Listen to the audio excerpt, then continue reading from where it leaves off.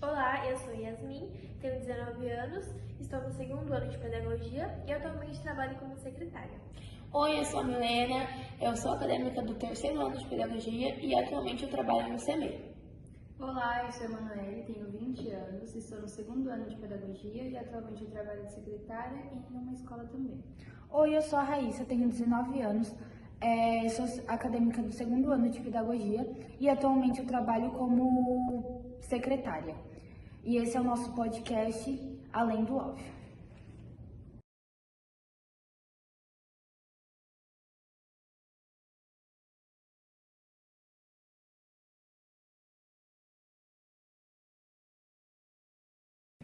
Hoje vamos refletir sobre o papel dos pais diante de atitudes, escolhas e responsabilidades dos filhos, com base em textos científicos e jurídicos que estudamos. Esperamos provocar reflexões importantes sobre o exercício da parentalidade nos dias de hoje. Vamos começar, abordando sobre uma questão que é a responsabilidade civil. Segundo o artigo 932 do inciso 1 do Código Civil, os pais são responsáveis pelos atos cometidos por seus filhos menores de idade, que estejam sob sua autoridade e companhia. Isso inclui também os atos do ambiente digital, como o bullying virtual e a difamação. Mesmo sem a culpa direta, os pais têm o dever, sim, de vigilância e orientação. Isso permanece mesmo que eles estejam separados. A separação ela não exclui o dever de cuidado e os dois devem ser responsabilizados. Ou seja, quando você tem um filho de menor, você decide entregar um celular a ele, você tem que ter a responsabilidade de verificar esse celular praticamente o tempo inteiro. Porque enquanto na sua frente ele pode estar fazendo uma coisa, talvez ele esteja aqui no quarto e faça outra. Faça bullying com os amigos, faça bullying com pessoas que ele não conhece, faça inúmeras coisas. Tem diversas plataformas também que não precisa de idade, tem como mentir a idade, tem diversas formas que colocam as crianças em situação de risco.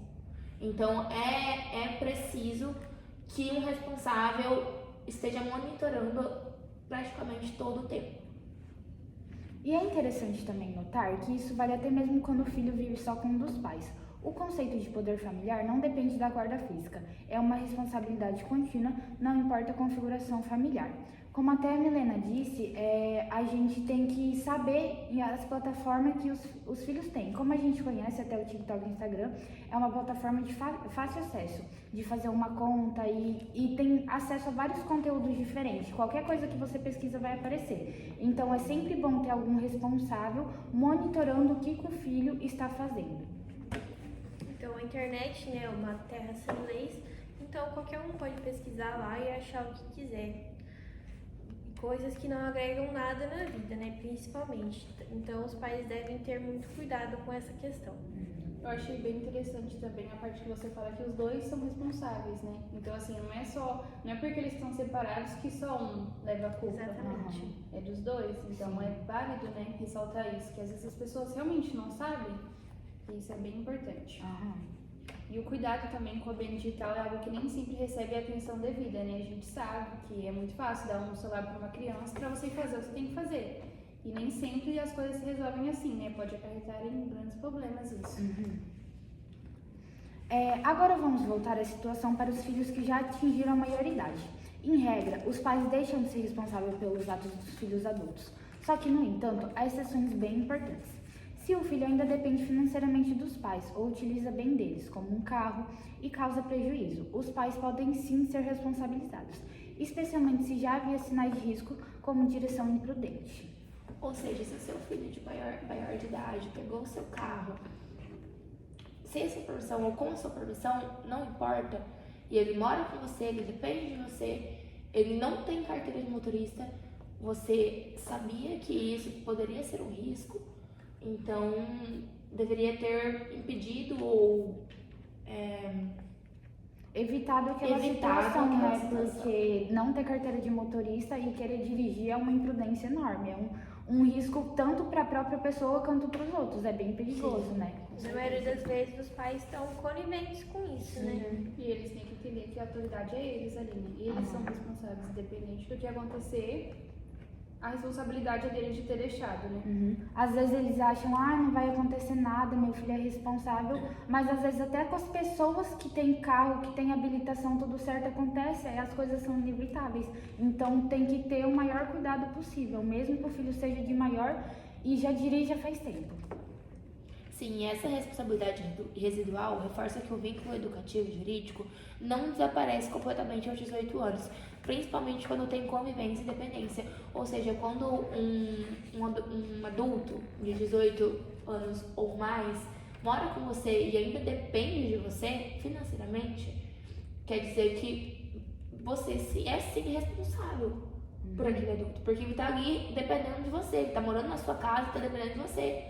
Qual que é o ciclo? A gente nasce, cresce, se torna adulto e sai da casa dos pais, casa ou vai morar sozinho, enfim. E quando isso não acontece, é responsabilidade dos pais, principalmente se acontece em casos como a gente falou, de pegar um carro, sair, bater na rua, matar alguém.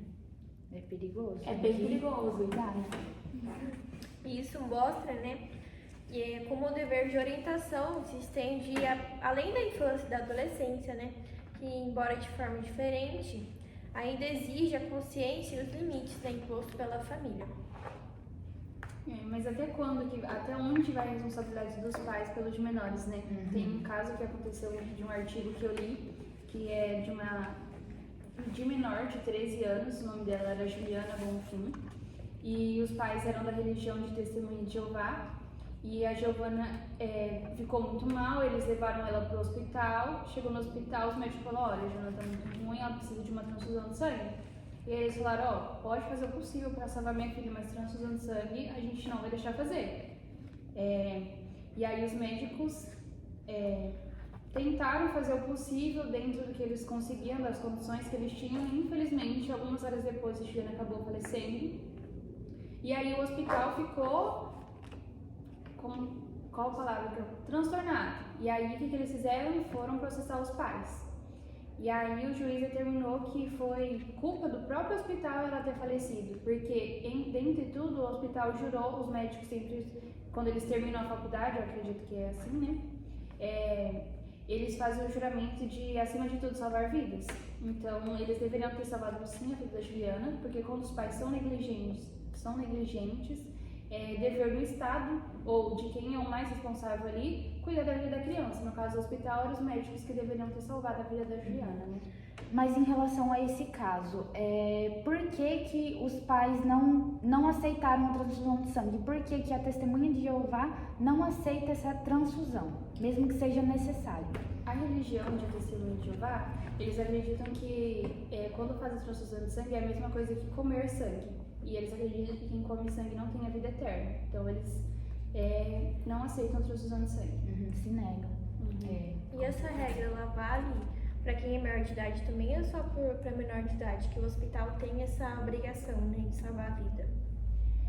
Até 18 anos, no caso daí, né? E depois disso é o paciente que Ele tem poder sobreviver. Ele é autonomia ali. Quando é uma Sim. criança, os médicos ainda conseguem intervir. Tá aí uma coisa legal, eu não sabia que o hospital podia passar por cima dos pais para poder salvar a vida de uma criança, muito interessante. Só que nesse caso teve o erro, né, do hospital Sim, não Os ter. dois foram negligentes. nesse Tanto caso. o hospital quanto os pais, né? Os pais queriam que ela sobrevivesse, né? Senão eles não tinham nem levado ela no hospital. Sim, Isso que o juiz determinou, que eles tentaram ainda, né? Não foi, nossa. Então, Não tentaram nem salvar, mas mesmo assim ela aconteceu esse por essa ocorrido, né? negligência. Então foi meio que um homicídio, né? Um homicídio culposo. E isso mostra o limite da autonomia parental. Os pais têm dever de proteger, mas essa proteção não pode ferir o direito à vida. Ou seja, quando você tá criando uma criança que futuramente vai se tornar um adulto, você tem que saber os limites. Então, assim, a partir do momento que aquilo ali fere, tipo, a vida da sua criança, que coloca em perigo a vida da sua criança, você tem que intervir. Os pais têm o dever, né? Os pais têm proteger o a criança. dever de proteger a criança, obrigação, né? independente de qualquer coisa. Sim. De qualquer situação. De qualquer situação, exatamente. É um dilema ético forte que exige que a escola também esteja preparada para perceber situações em que a integridade do aluno possa estar em risco. Além de tudo, a escola, né, tem que estar sempre atenta a esses casos, né? Sempre estar atenta à família da criança, né? E qualquer ocorrido entrar em contato na hora, né? Até eu vou falar sobre um caso aqui que eu vi esses dias atrás na internet. A criança estava dormindo e pegou e levou... Não acionaram os pais, pegaram e só levaram a criança para o hospital. Quando a criança já estava no hospital, pegou e foram acionar os pais, falando que ele tinha dormido e não estava acordando mais. Só que daí, chegando no hospital, a mãe desesperada lá, pegou e a escola falou que a criança só estava dormindo e não tinha acordado mais, mas depois dos laudos, a criança já não estava viva, já fazia umas 4 horas, e a escola não deu apoio a nenhum dos pais, os pais ficaram desolados. Depois disso, até a escola não entrou em contato, não ajudou em nada em nenhum município. Foi um caso bem feio que Também aconteceu. sobre esse caso, que quando os pais chegaram no hospital, né, não tinha ninguém da escola ali para representar a escola. Então Pior, eles chegaram lá e só tinha os Os médicos. médicos, a escola não deu apoio nenhum, não ajudou em Mas é nada. dever da escola, essa criança Sim, estava aham. na escola, os pais confiaram essa criança, o maior bem deles, para a escola. Então a Sim, escola tem aham. que ter essa responsabilidade É. de notificar os pais em primeiro lugar e de acompanhar, A né, escola até que o devia estar responsável presente. chegue. Nós, como futuras pedagogas também, a gente já tem um olhar diferente para essa Uma situação. visão. A gente sabe o que tem que ser feito nesses casos, né? Então foi bastante negligência esse caso. Foi realmente. bastante. Eu li um artigo sobre uma pesquisa que fizeram com 36 famílias diferentes. Eles foram em uma escola particular e pediram quem é que gostaria de participar. Apenas 36 famílias participaram, 36 mães ou pais e 36 filhos. E daí eles fizeram perguntas separadas para cada um, a mesma pergunta, né? E nessa pesquisa foi descoberto que os pais tendem a se considerar mais atenciosos e exigentes do que os filhos percebem. Ou seja, na visão dos filhos, eles são mais rígidos, são mais, vamos colocar, desleixados, que não se importam. Essa é a visão que os filhos têm dos pais. E além disso, os adolescentes se sentem menos autônomos do que os pais acreditam que eles são. Ou seja, eles se acham pouco responsáveis. Eles não se acham capazes o suficiente para fazer certas coisas. Os pais já têm outra visão sobre isso.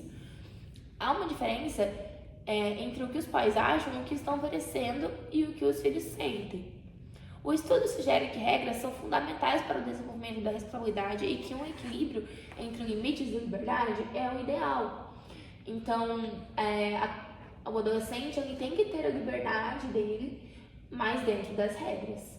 Então, eu sou a mãe, eu dito o que pode e o que não pode ser feito. As regras são minhas e você vai seguir as minhas regras.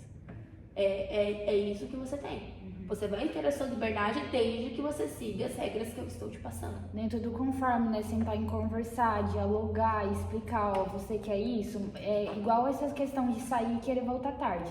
Eu autorizo você sair, mas você tem esse horário, senão pode ser que você não saia mais, mas sempre conversando, dialogando o máximo possível. Sim. E também... agora esqueci. É exatamente isso, né? Dando limite dentro da liberdade. Porque você não pode simplesmente dar uma liberdade para uma criança que nunca teve uma liberdade e deixar ela fazer o que ela quer. Ela tem que entender que dentro da liberdade que ela tem limites. Sim, Eu acho bem importante essa pauta.